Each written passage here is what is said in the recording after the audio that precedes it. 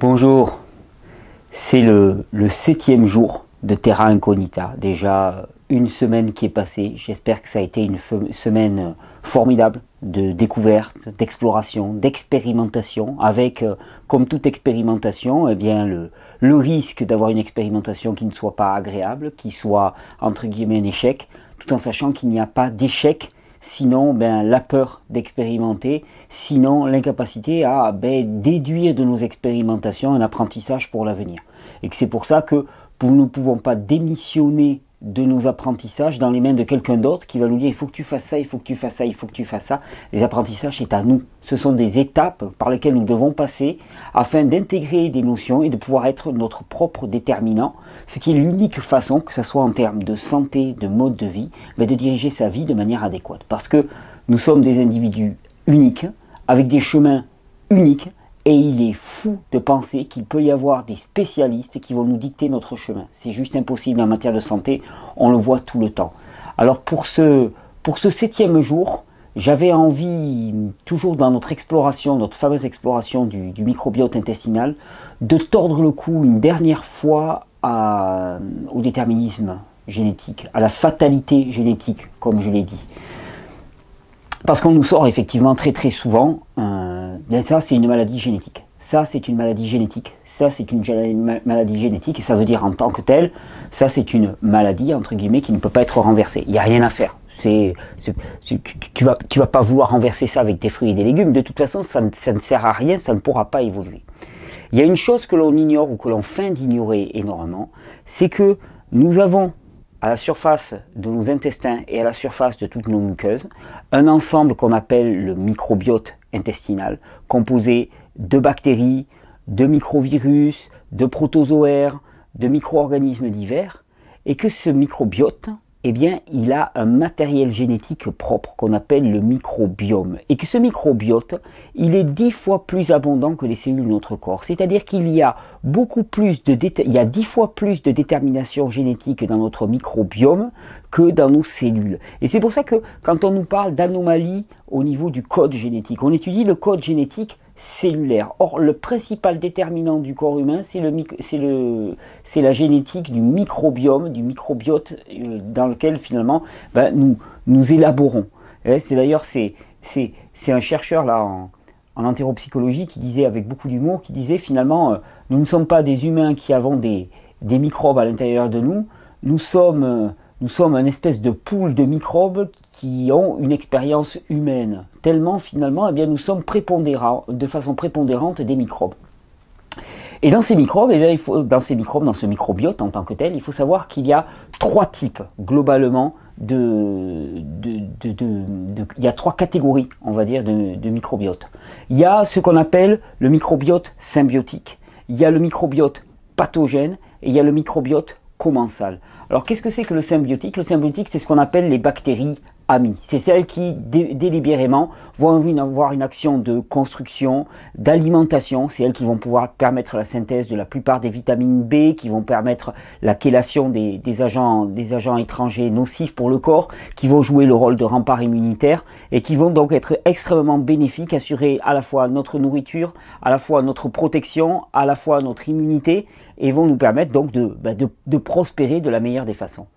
À l'inverse, il y a ce qu'on appelle les bactéries pathogènes. Alors pathogènes, là aussi le sens est un petit peu trop réduit à notre époque. Il faut se rendre compte qu'elles ne sont pathogènes de par leur action extrêmement agressive et vive. Mais en même temps, tout étant pathogènes, elles sont nécessaires. C'est-à-dire qu'on ne peut pas rêver d'un microbiote dans lequel il n'y aurait aucune bactérie pathogène. Ces bactéries pathogènes, elles sont là pour les cas d'extrême urgence. Quand le système immunitaire risque d'être dépassé, eh bien les bactéries pathogènes en elles-mêmes, elles ont un pouvoir de destruction des agents étrangers qui est extraordinaire. En même temps, elles font des dégâts, elles ont un coût, elles produisent des déchets métaboliques forts, et c'est pour ça que finalement leur quantité ne devrait rester que dans une portion congrue, en regard aussi avec les pollutions que nous allons recevoir. Et puis il y a les bactéries commensales. Alors elles, c'est les peut-être ben que oui, peut-être ben que non. Elles ne se sont pas décidées.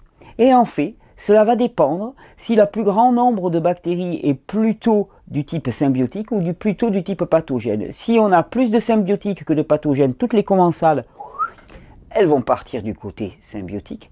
Si on a plus de pathogènes que de symbiotiques, les commensales, elles vont partir du côté pathogène. Et c'est là où c'est vraiment intéressant, c'est que ces bactéries pathogènes, ces bactéries commensales qui représentent l'essentiel du microbiote intestinal, c'est-à-dire qu'il y a plus de bactéries commensales que de symbiotiques et que de pathogènes finalement. Et ce sont elles qui, en fonction du camp dans lequel elles vont se retrouver, qui vont déterminer l'ensemble de l'atmosphère, on va dire, au niveau du microbiote intestinal. Et c'est pour ça que quand on parle de déterminisme génétique, quand on sait que l'essentiel de notre patrimoine génétique est contenu dans ce microbiote, et quand on sait à quel point ce microbiote peut se voir influencé par les proportions relatives du microbiote symbiotique et du microbiote pathogène, on comprend qu'il n'y a aucun déterminisme. Et c'est là où apparaît l'épigénétique, l'expression du code génétique en fonction de l'environnement. Je me suis longtemps demandé où jouait cette expression épigénétique. On savait parfaitement que pour deux personnes qui avaient un code génétique similaire, il y avait des expressions diverses. Et c'est pas au niveau de la cellule certainement que ça se passe, c'est au niveau du microbiote. Parce que le microbiote est directement influencé par ce que nous mangeons, par ce que nous vivons, par les médicaments que nous prenons, par tous les produits que nous ingérons, par le rythme de vie que nous avons, par les émotions que nous allons vivre. Tout ce microbiote est influencé par ça. Et c'est ce qui va pouvoir déterminer que d'un individu à un autre, avec le même code génétique, parce qu'ils sont frères jumeaux par exemple, ils vont pouvoir avoir des expressions épigénétiques différentes. Et c'est ce qui explique aussi qu'une personne qui a une expression génétique donnée à un moment donné va pouvoir avoir la ferme espérance de voir cette expression génétique changer radicalement. C'est pour ça que la fatalité génétique me paraît une énorme ornière dans laquelle on s'enfonce, et effectivement quand on est persuadé qu'il n'y a aucune solution, à ce moment-là, on ne se retrousse pas les manches pour aller chercher une solution. Si on nous a dit c'est fichu, apprenez à vivre avec. Alors on crée même des catégories dans lesquelles on se satisfait, on crée même toute une industrie autour de ça. Finalement, il y a les dépressifs. Alors les dépressifs, il y a les clubs pour dépressifs, il y a les maisons pour dépressifs, il va y avoir les journaux pour dépressifs, et puis c'est une condition comme telle. Il y a les personnes qui sont schizophrènes, il y a les personnes qui ont des anomalies génétiques à tous les niveaux, parce que là on parlait plutôt de pathologie au niveau du système nerveux. Il y a des personnes qui ont des anomalies génétiques à tous les niveaux, et on dit mais c'est comme ça, c'est indéniable et ça ne pourra pas être modifié. Force est de constater que la connaissance actuelle du microbiote et de la direction qu'il peut prendre en fonction des choix de vie et du régime alimentaire détermine un tout autre regard. Quand on parlait des bactéries pathogènes, et je vous disais finalement ces bactéries pathogènes, elles jouent un rôle fort, mais en même temps elles ont un coût.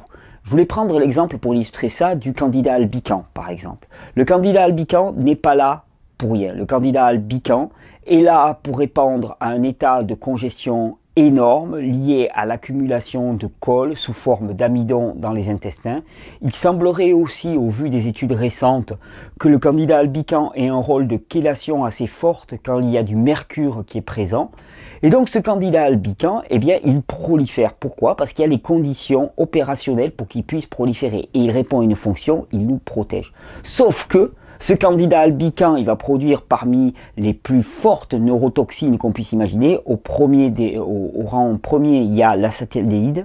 L'acétaldéhyde est un neurotoxique puissant qui perturbe tous les processus cognitifs.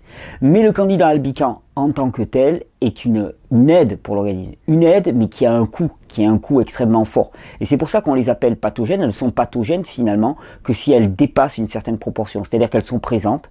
Le candida albicans est présent naturellement dans l'organisme et il ne devient pathogène que s'il y a surmultiplication et évolution de forme. C'est-à-dire sous forme de levure, il passe champignon.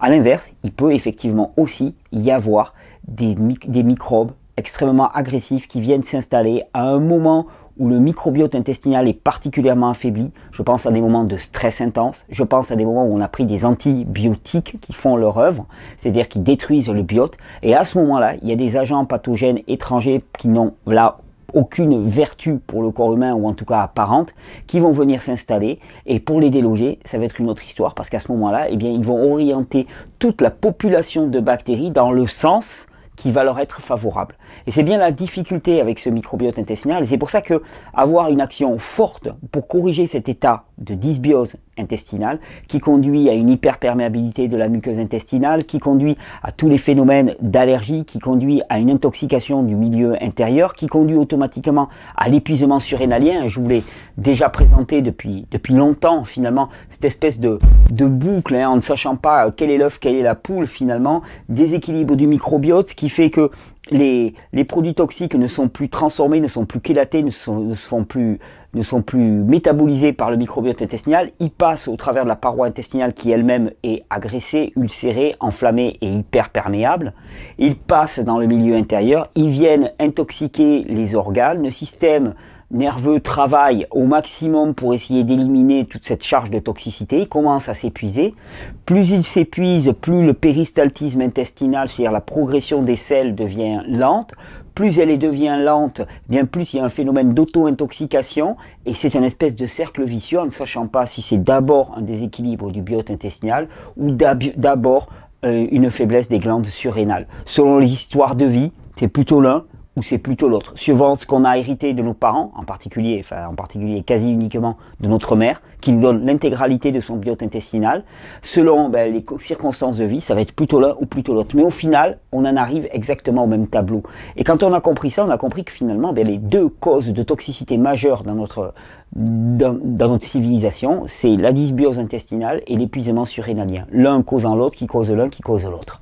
Et c'est pour ça que finalement, autant le schéma d'ensemble est simple à percevoir, autant ça va être aussi un chemin individuel parce que tout le monde n'en est pas au même point d'épuisement, tout le monde n'en est pas au même point finalement de dysbiose intestinale. Et c'est là où il va y avoir de grandes différences. Et selon l'état de vitalité des individus, eh bien les approches vont être différentes. C'est-à-dire que si un individu est en état de vitalité importante, l'objectif va être au maximum de le nettoyer, de le détoxifier, de lui permettre de sortir ses matériaux, parce qu'il aura de quoi les sortir. C'est-à-dire qu'il aura un système nerveux qui va lui permettre de faire sortir ses matériaux.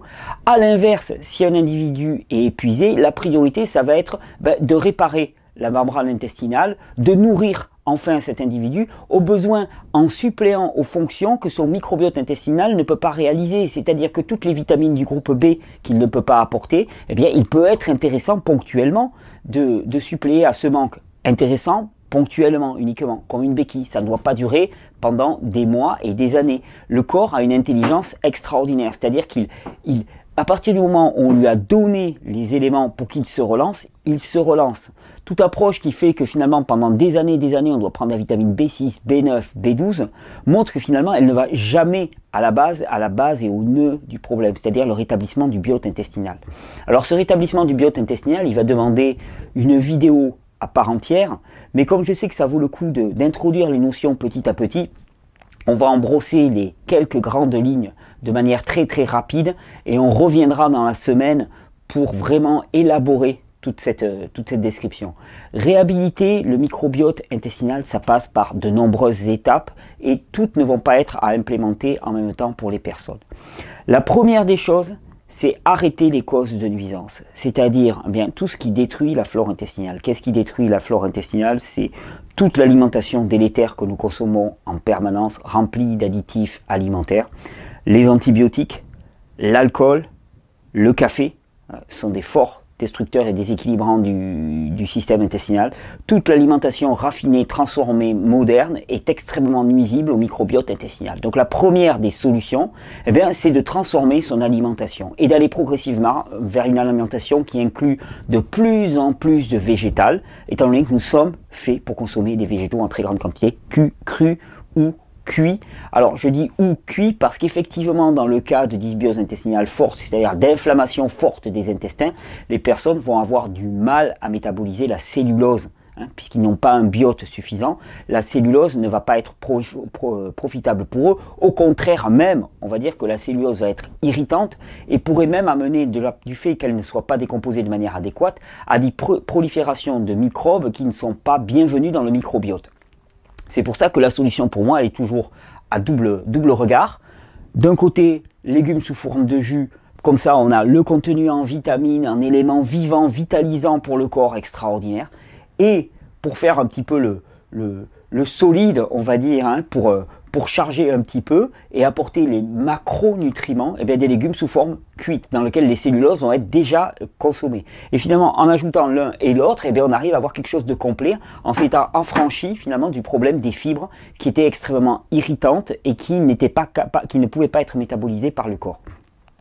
Donc première des choses, et première et base des choses, c'est-à-dire que pour moi un programme ne peut pas être efficace s'il n'y a pas une vraie réflexion par rapport au régime alimentaire.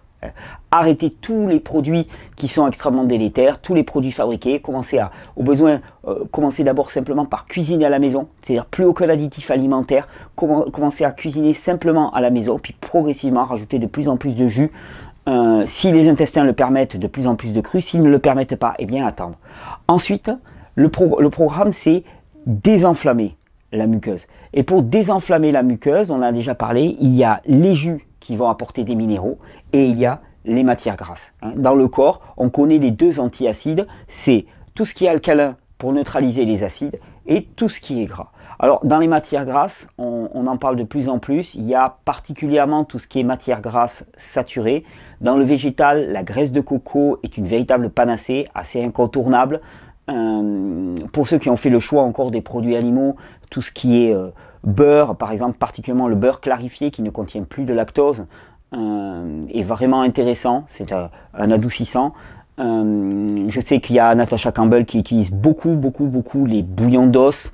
Ça c'est quelque chose de très particulier. Pour ceux que ça intéresse, je les renvoie vers le travail extraordinaire de Natasha Campbell. Mais le but là, c'est pas... Alors ça paraît à l'opposé d'une démarche de crudivorisme, mais c'est pas à l'opposé.